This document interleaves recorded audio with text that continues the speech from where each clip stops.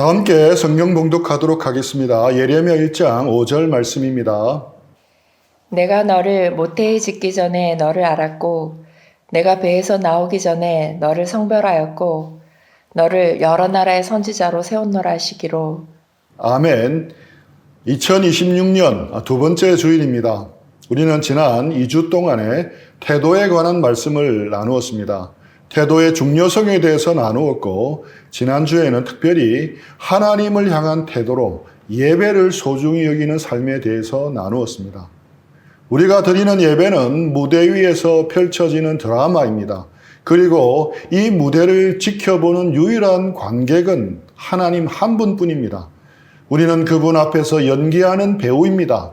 가수가 텅 빈 무대 위에서도 한 명의 관객을 위해서 핏대를 세우며 노래하듯이 우리도 하나님이라는 유일한 관객 앞에서 최선을 다해 예배해야 한다고 했습니다. 그것이 하나님을 존중하는 태도입니다. 그런데 오늘은 여기서 한 걸음 더 들어가 보려고 합니다. 하나님이 우리를 지켜보는 관객을 넘어 하나님이 점수를 매기는 심사위원이라면 어떻겠습니까? 여러분이 무대 위에 섰는데 관객석에 앉은 하나님이 팔짱을 끼고 눈을 가늘게 뜨고 어디 실수 안 하나 보자, 이번 주에는 죄를 지었나 안 지었나 보자, 이렇게 쳐다보고 계신다면 여러분들의 마음이 어떻겠습니까? 숨이 막힐 겁니다. 긴장될 겁니다. 예배가 기쁨이 아니라 혼나지 않기 위해 치러야 할 숙제가 될 수도 있습니다. 실제로 많은 크리스찬들이 이렇게 신앙생활을 합니다. 벌 받을까 봐 헌금하고, 하는 일이 잘 안 되고 집안에 일이 생길까 봐, 사업이 망할까 봐 주일 성수를 합니다. 이것은 비극입니다. 하나님 제일주의의 삶은 하나님을 인생의 제1순위로 두는 삶을 말합니다. 그런데 하나님 제일주의의 삶은 이를 악물고 억지로 두려움에 떨며 1등 자리를 내어드리는 것이 아닙니다. 너무 좋아서, 너무 사랑해서 자연스럽게 그분이 내 인생의 전부가 되는 것입니다. 그렇다면 어떻게 이런 본질로 나아갈 수 있겠습니까? 하나님의 압도적인 사랑을 경험해야 합니다. 우리가 큐티 묵상법으로 쓰고 있는 하인나법을 따라서 말씀을 나누어 보도록 하겠습니다. 먼저는 하인나의 하나님입니다. 하나님은 어떤 분입니까? 보통 우리는 어떻게 기도합니까? 눈을 감자마자 자판기 버튼을 누르듯이 말이 쏟아져 나옵니다. 하나님, 오늘 중요한 발표가 있습니다. 도와주세요. 이번 학기 성적을 좀 올려주시고, 저 사람과의 인간관계를 좀 해결해 주시고, 그리고 몸이 좀 안 좋은데 낫게 해주세요. 예수님의 이름으로 기도합니다. 아멘. 3분도 안 걸립니다. 마치 스마트폰 배민에서 배달 주문을 하듯이 내 할 말만 다다다 쏟아붓고는 전화를 뚝 끊어버립니다. 너무 빠릅니다. 너무 급합니다. 우리는 지금 누구에게 말을 걸고 있는지조차 잊어버린 채 우리의 할 말만 쏟아냅니다.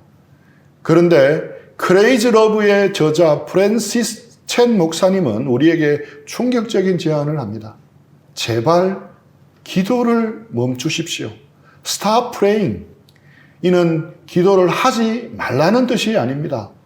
우리가 누구에게 지금 말을 걸고 기도하고 있는지 전혀 모른 채 기도하지 말라는 뜻입니다. 잠시 입을 다물고 우리가 부르는 그 하나님이 대체 어떤 분인지 눈을 들어 확인해 보라는 겁니다. 입을 열기 전에 눈을 들어 하나님이 어떤 분인지 먼저 보라는 겁니다. 상상력을 발휘해 봅시다. 지금 이 지붕을 뚫고 우주로 올라가 봅시다. 제가 설명하기보다는 영상으로 한번 확인해 보도록 하겠습니다. 우리는 모두 우주라는 공간 속에서 지구라는 행성에 살고 있습니다. 그런데 우주의 엄청난 크기와 비교했을 때 이 지구가 얼마나 작은지 알고 있나요? 일단 우리 지구와 가장 가까운 천체인 달을 봅니다. 가장 가깝다고 하는 달까지도 현실적으로는 그리 가깝지 않습니다. 38만 킬로미터나 떨어져 있는데요. 만약 지구에서 달까지 자동차로 달릴 수 있다면 시속 100km로 운전해서 160일이나 소요되는 거리입니다. 우리가 극한의 속도를 표현할 때 빛의 속도라는 극적인 표현을 자주 쓰는데요. 빛은 1초 만에 지구를 7바퀴 반이나 돌 수 있을 정도로 상상을 초월하는 속력을 가지고 있죠. 만약 자동차 속도 시속 100km로 지구에서 태양까지 달릴 수 있다면 170년이나 걸리는데요. 이렇게 아득한 거리를 빛은 겨우 8분 19초 만에 주파해버립니다. 빛이 출발해서 1년 동안에 진행할 수 있는 거리를 1광년이라고 합니다. 그렇다면 이 엄청난 속도의 빛이 1년 동안에 진행할 수 있는 거리는 얼마나 될까요? 9조 4608억 킬로미터입니다. 1광년만 해도 감히 인간이 상상할 수조차 없는 거리입니다. 이제 달보다 조금 더 멀리 있는 행성들을 봅니다.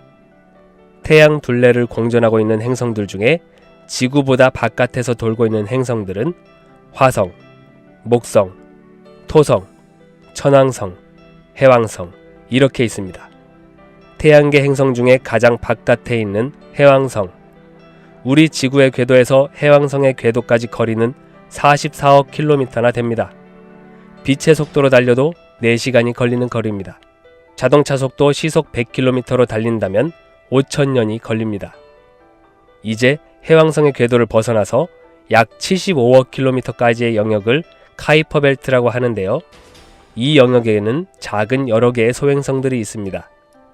빛의 속도로 7시간, 자동차 속도 시속 100km로 8,500년 걸리는 거리입니다. 여기서 더 나아가 180억 킬로미터까지의 영역을 태양권 계면이라 부르고 빛의 속도로 16시간이 걸리는 거리입니다. 이 영역을 벗어나면 태양계를 거대하게 감싸고 있는 오르트 구름이라는 광활한 영역이 펼쳐지는데 빛의 속도로 1년을 진행하는 거리, 즉 1광년 정도까지의 영역입니다. 우리 지구에서 밤하늘을 보면 별들이 모래 알갱이들처럼 셀 수도 없이 많습니다. 사실 태양도 별입니다. 밤하늘에 반짝반짝하며 보이는 별들은 대부분 태양처럼 스스로 빛을 내는 천체들입니다. 태양이 크고 밝게 보이는 이유는 단지 상대적으로 가까이 있기 때문입니다. 밤하늘에서 스스로 빛을 내는 별들 중에 우리에게서 가장 가까운 별은 프록시마 센타우리입니다. 이 별은 아까 설명한 오르트 구름 영역도 벗어나서 빛의 속도로 약 4년이 걸리는 거리에 있습니다. 이 프록시마 센타우리에서 출발한 빛이 지구에까지 도달하는 시간이 4년 정도 걸리는 겁니다. 우주에서 가장 가까운 별인데 시야를 좀 더 넓혀가 보면 우리가 상상할 수 있는 것보다 우주는 실로 거대합니다. 태양처럼 스스로 빛을 내는 별들이 적게는 수천만 개에서 많게는 100조 개가 무리지어 모인 거대한 그룹을 은하라고 합니다. 우리 태양계도 이런 은하에서 일부를 차지하고 있죠. 우리가 속한 은하에서 가장 가까운 대형 은하는 안드로메다 은하입니다. 250만 광년이나 떨어진 곳에 있습니다. 이런 은하들이 우주에는 셀 수 없이 많습니다. 이런 거대한 은하라는 집단들이 수백 개가 모인 그룹을 은하단이라고 합니다. 그리고 이런 은하단들이 수백 개가 모인 것을 초은하단이라고 합니다. 이쯤 되면 인간의 생각으로는 절대 상상할 수도 없는 스케일이 되었는데요. 여기서 끝이 아닙니다. 현재 지구에서 관측 가능한 초은하단의 개수는 약 1,000만 개 정도로 보고 있습니다. 이제는 이게 대체 사실인지 공상인지 혼돈될 지경입니다. 현재 우주과학 기술로 관측 가능한 우주의 지름은 자그마치 930억 광년이나 된다고 합니다. 그런데 더 소름 돋는 사실은 930억 광년의 크기가 현재 기술로 확인할 수 있는 우주의 극히 일부분일 뿐입니다. 930억 광년 너머에 우주가 얼마나 거대하게 펼쳐져 있는지는 누구도 알 수 없습니다. 이게 대체 어느 정도의 크기인지 지구를 벗어나 우주로 날아가면서 느껴보겠습니다.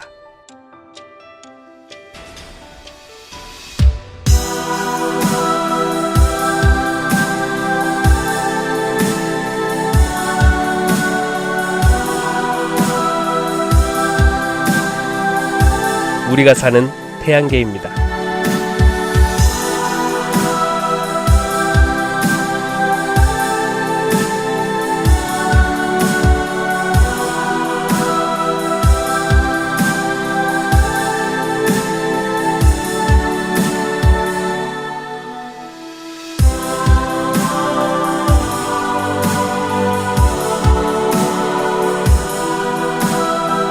우리 태양계가 속한 은하입니다.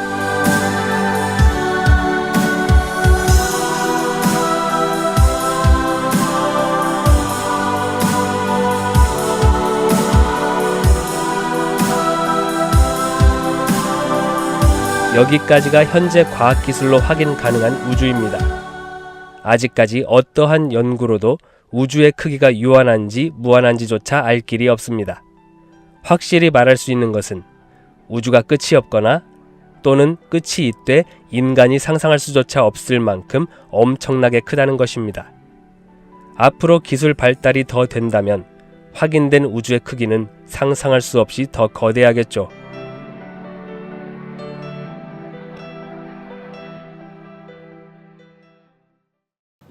지금까지 관측한 우주의 지름은 약 930억 광년입니다. 그러니까 우리가 보는 밤하늘은 우주라는 거대한 바다의 물 한 방울에 불과합니다. 그런데 과학자들을 정말 전율하게 만드는 것은 단지 크기만이 아닙니다. 바로 정교함입니다. 아주 정밀한 튜닝입니다. 이 우주가 빅뱅 폭발로 생겨날 때 그 팽창 속도가 100만 분의 1초라도 빨랐더라면 별들은 형성되지 못하고 다 흩어졌을 것이며, 또 반대로 100만 분의 1초라도 느렸다면 우주는 다시 수축해서 붕괴해버렸을 것이라고 천문학자들은 말합니다. 중력의 힘이 아주 조금만 달라서도, 원자의 질량이 소수점 몇째 자리만 달라서도 생명체는 존재할 수 없다고 합니다. 무신론자였던 스티브 호킹 박사조차 우주가 이토록 정교하게 설계되었다는 사실은 정말 놀랍다고 고백할 정도였습니다. 이 거대한 우주가 마치 누군가가 정밀한 다이얼을 돌려 맞춘 것처럼 생명이 존재할 수 있는 단 하나의 확률 위에 서 있다는 것입니다. 성경은 단 한 줄로 이 모든 과학적 미스테리를 답합니다. 태초에 하나님이 천지를 창조하시니라. 그리고 하나님은 복잡한 기계나 도구를 쓰지 않으셨습니다. 단지 말씀하셨습니다. 빛이 있으라. 하나님의 목소리가 울려 퍼지자 시간이라는 강물이 흐르기 시작했습니다. 공간이라는 무대가 펼쳐졌습니다. 수천억 개의 은하가 춤을 추며 태어났습니다. 우리가 아버지라고 부르는 하나님은 이 거대한 우주를 말씀 한마디로 창조하시고 지휘하시는 온 우주의 창조자시요 지휘자이십니다. 다시 지구로 내려와 봅시다. 숲속의 나뭇잎 위를 걸어가는 작은 애벌레 한 마리를 보십시오. 사람들은 조그마한 벌레를 보면서 징그럽다고 피하거나 밟아 죽입니다. 그런데 그 작은 애벌레의 머리를 움직이는데 필요한 근육이 몇 개인지 아십니까? 무려 228개입니다. 사람 몸 전체의 근육이 600여 개인데 하나님은 고작 며칠 살다가 죽을 애벌레의 머리통 하나를 위해 228개의 근육을 일일이 빚어 넣으셨습니다. 이것이 무엇을 말해줍니까? 하나님은 광대하신 분, 매크로 갓인 동시에 소름 끼치도록 세밀하신 분, 마이크로 갓이라는 사실입니다. 우리의 머리카락 숫자를 세시는 분, 우리의 작은 신음소리의 주파수까지 다 아시는 분, 우리가 남몰래 흘린 눈물의 이유까지 다 아시는 분, 그분이 바로 우리가 믿는 하나님입니다. 우리가 기도하고 있는 하나님입니다. 우리가 이 사실을 진짜로 깨닫는다면 우리의 태도는 달라질 수밖에 없습니다. 이 압도적인 하나님을 한 단어로 표현하면 바로 거룩입니다. 이사야 선지자는 환상 중에 이 거룩하신 하나님을 배웠습니다. 그때 그는 하나님 반가워요라며 셀카를 찍지 않았습니다. 하이파이브를 하지 않았습니다. 그는 그 자리에 꼬꾸라져 비명을 질렀습니다. 이사야 6장 5절 말씀입니다. 그때 내가 말하되 화로다 나여 망하게 되었도다. 나는 입술이 부정한 사람이요 나는 입술이 부정한 백성 중에 거주하면서 만군의 여호와이신 왕을 배웠음이로다 하였더라. 죄인인 인간이 영광스럽고 거룩하신 하나님을 만났을 때 느낄 수 있는 유일한 감정은 죽을 것 같은 두려움입니다. 이것은 공포 영화를 볼 때의 무서움이 아닙니다. 너무나 크고 너무나 깨끗하고 너무나 영광스러운 존재 앞에서 나의 더러움과 자금이 적나라하게 드러나는 거룩한 떨림, 거룩한 두려움입니다. 우리가 예배 때 잃어버린 것이 바로 이것입니다. 우리가 기도할 때 잃어버린 것이 바로 이것입니다. 우리는 하나님을 너무 편하게 대합니다. 하나님을 내 소원을 들어주는 알라딘 램프 정도로 격화시켰습니다. 우리는 하나님의 위엄을 잊어버렸습니다. 우리 신앙은 너무도 자주 이런 하나님을 잊어버립니다. 그런데 우리가 하나님을 잊어버리게 되면 결국에는 우리 자신도 망각하게 됩니다. 하나님을 잃어버리면 우리 자신의 위치를 망각하고 우리를 센터 자리에 두게 됩니다. 하나님은 단지 우리를 도와주시는 분, 우리를 위해 존재하시는 분인 경우가 허다합니다. 틀린 말은 아니지만 옳은 자리매김은 결코 아닙니다. 하인나의 두 번째 인간은 어떤 존재입니까? 우리 인생을 한편의 거대한 영화라고 생각해 보십시오.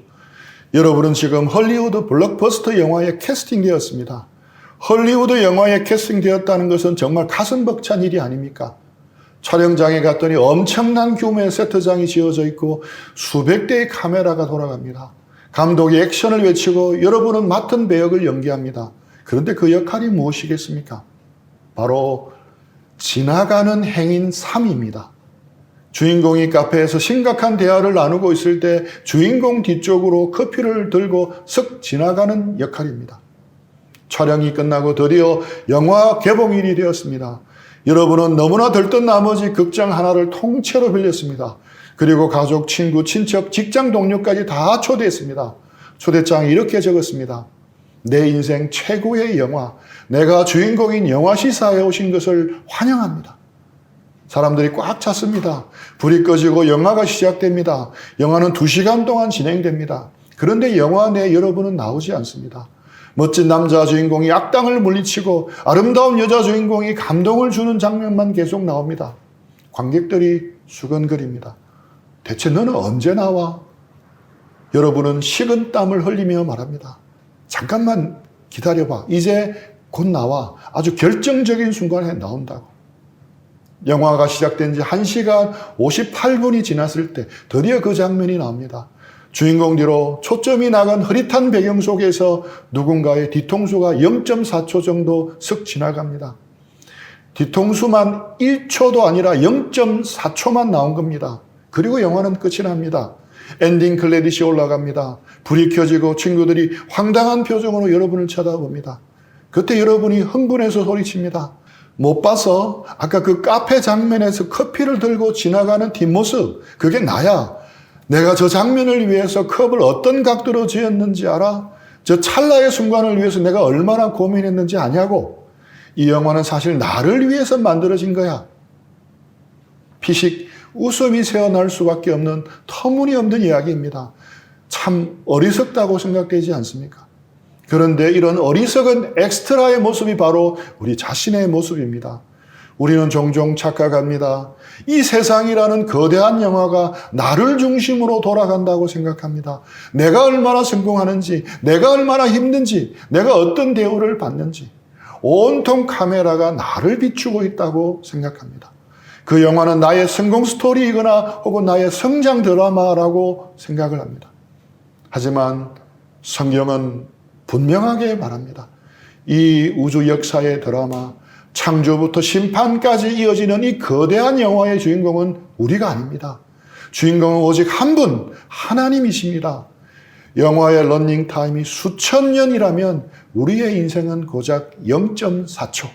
잠깐 보이다가 사라지는 안개와 같습니다. 고작 0.4초 동안 등장하면서 우리는 2시간짜리 영화 전체가 나를 설명하기 위해 존재한다고 우깁니다. 내 분량이 적다고 불평하고 조명이 나를 비추지 않는다고 감독에게 따집니다. 얼마나 우스운 일입니까? 엑스트라에게 가장 중요한 사명은 무엇입니까?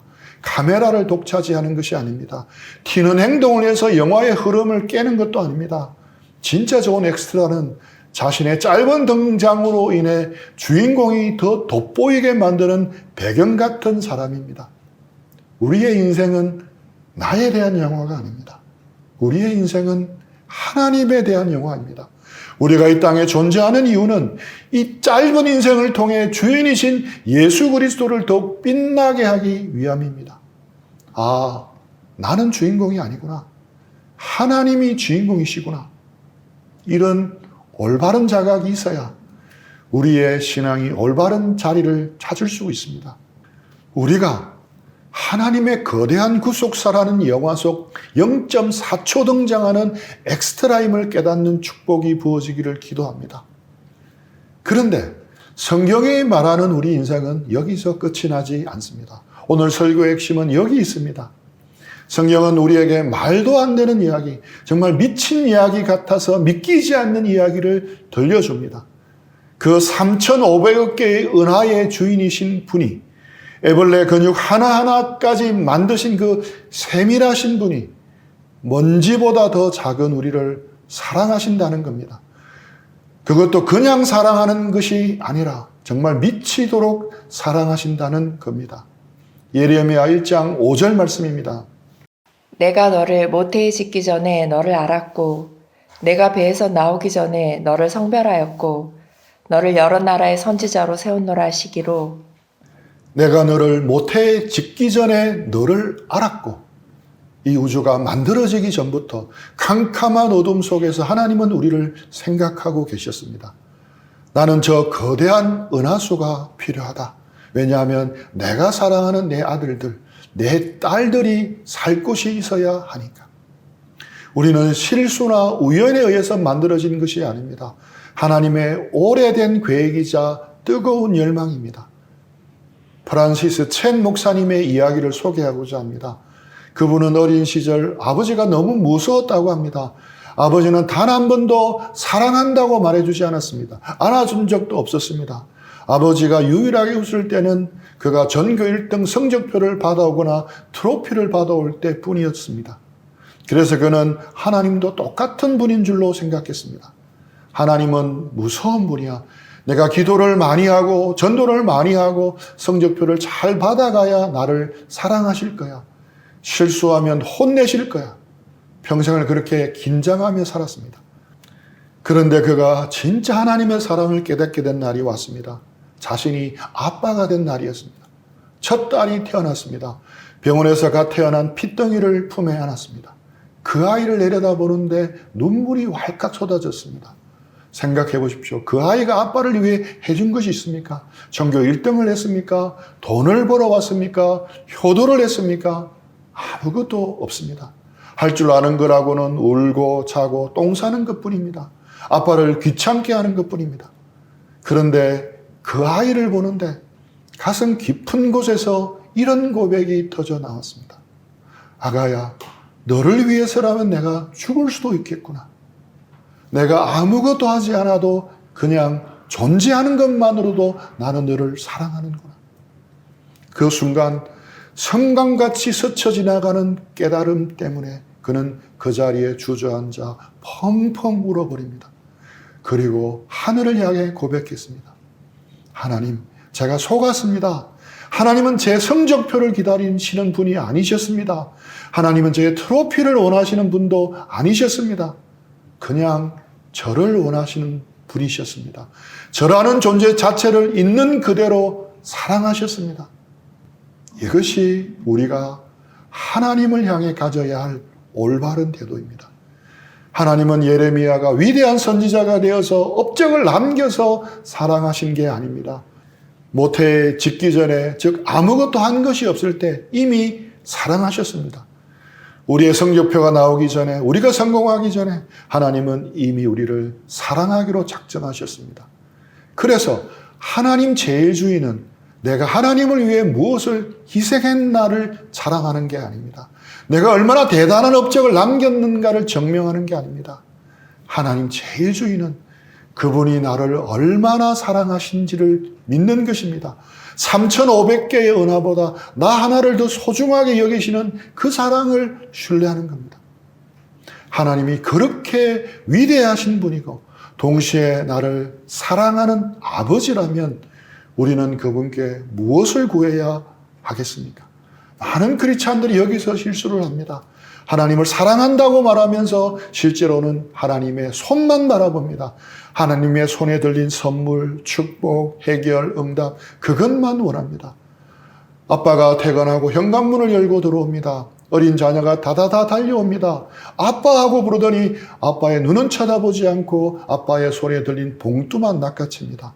와, 장난감이다. 그리고는 아빠는 그들도 보지도 않고 제 방으로 쏙 들어가 버립니다. 현관에 서 있는 아빠의 마음이 어떻겠습니까? 아이는 아빠를 사랑한 게 아니라 아빠의 선물을 사랑한 겁니다. 우리의 신앙이 이렇지는 않습니까? 하나님 복 주세요. 하나님 이거 해결해 주세요. 받고 나면 감사합니다 하고는 하나님을 잊어버립니다. 세상 즐거움으로 속 들어가 버립니다. 이것은 하나님을 제일로 두는 태도가 아닙니다. 성숙한 자녀는 다릅니다. 아빠가 빈손으로 들어와도 달려 나갑니다. 선물 봉투가 아빠도 아빠의 목을 끌어안습니다. 비비고 뽀뽀합니다. 아빠 오늘 힘들었지? 아빠가 일찍 와서 너무 좋아. 그때 아빠는 생각합니다. 너에게 내 모든 것을 다 주어도 아깝지 않다. 하나님이 우리에게 주실 수 있는 최고의 선물이 무엇인지 아십니까? 돈이 아닙니다. 힘들게 시험한 시험에 합격하는 것도 아닙니다. 취업도 아닙니다. 성공도 아닙니다. 하나님의 최고의 선물은 바로 하나님 자신입니다.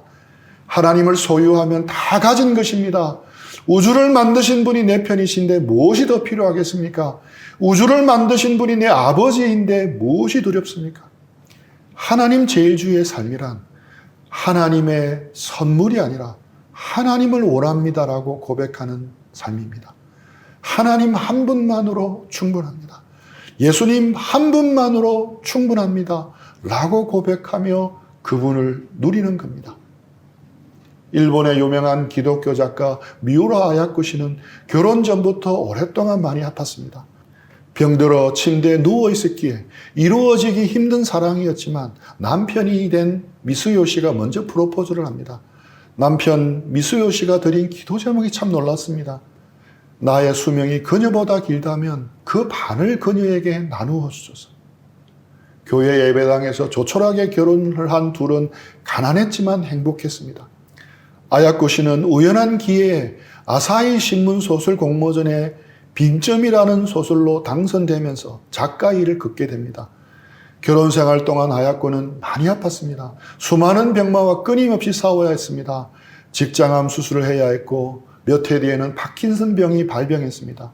나중에는 혼자서도 아무것도 할 수 없는 상황이 이르렀습니다. 남편이 도와주지 않으면 내복조차 입을 수가 없었습니다. 혼자 눕거나 화장실에 가는 일도 그녀 혼자서 하기는 힘든 일이었습니다. 이런 인생을 살았던 이들의 결혼 생활 이야기를 부부 이야기라는 글에서 풀어냅니다. 미우라 아야코 씨는 이런 말을 합니다. 외출해서 돌아오면 오버코트도 모자도 머플러도 거의 제자리에 가져다 놓는 법이 별로 없다. 코트를 어디에 놓았는지도 잊은 채 난 계단을 뛰어 급히 올라간다. 조금이라도 빨리 남편의 얼굴을 보고 싶어서이다. 이 아내 미우라 아야코의 고백이 바로 우리가 하나님을 향해 가져야 할 태도입니다. 이제 말씀을 맺습니다. 미우라 아야코 여사가 남편의 발자국 소리에 가슴 설레했듯이 아침에 눈을 뜨면 하나님하고 그분의 이름을 부르는 것만으로 가슴 뛰는 우리 모두가 되기를 축복합니다. 최근 큐티 해설과 묵상을 유튜브에 올리고 있습니다. 매일매일 큐티 영상을 올린다는 것이 쉬운 일은 아니지만 망설이다가 일단 시작해보자는 마음으로 지난주부터 영상을 제작해서 올리기 시작했습니다. 올 한 해 형제자매들이 매일매일 예배를 소중히 여기며 큐티하는 삶을 어떻게 도울까 고심하다가 방안을 찾은 겁니다. 매일 아침 그 해설을 들으시고 그 뒤에 하인나법으로 묵상하시면 좋겠습니다. 하인나 묵상법. 하나님은 어떤 분이신지, 인간은 어떤 존재인지, 나는 어떻게 살아야 하는지를 묵상해 보십시오. 가능하면 먼저 해설을 들으시고 말씀을 하인나법으로 묵상하시면 좋겠습니다. 특별히 오늘 한 주 동안 매일매일의 큐티에서 하나님이 어떤 분이신가에 초점을 맞추어서 묵상했으면 좋겠습니다. 그런 시간들이 매일매일 쌓여가면 여러분은 놀라운 은혜를 경험하게 될 것이라고 확신합니다. 이번 한 주간 하나님의 사랑을 마음껏 누리는 저와 여러분들 다 되시기를 주님의 이름으로 축원합니다. 우리 들은 말씀 생각하면서 기도하고 적용하는 시간들 가지겠습니다.